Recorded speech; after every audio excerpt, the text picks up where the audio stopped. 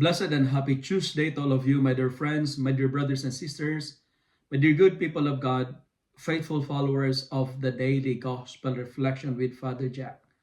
My dear kababayan, today is May 14, 2024. Today we celebrate the feast day of Saint Matthias.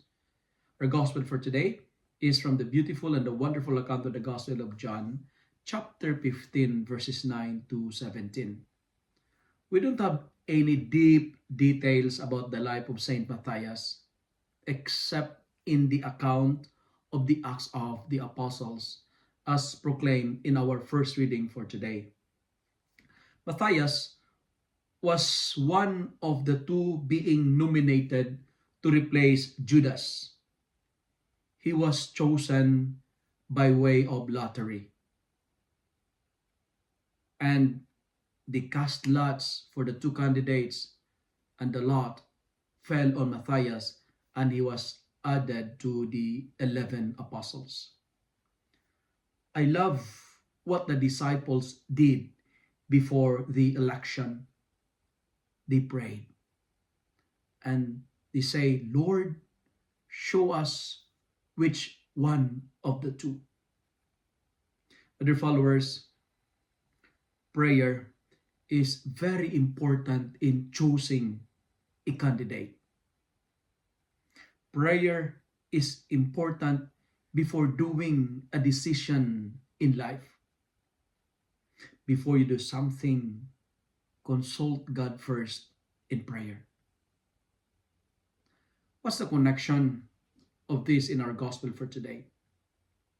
To be a disciple, we need to abide in His love.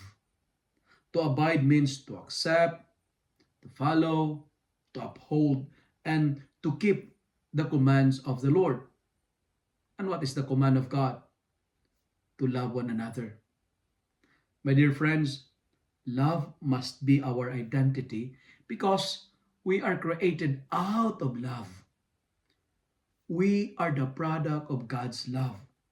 Love one another. That is a command. That is not an option. That's not a piece of advice, but that is a command. Love one another. So don't destroy each other. Never hate each other. Avoid despising and criticizing each other.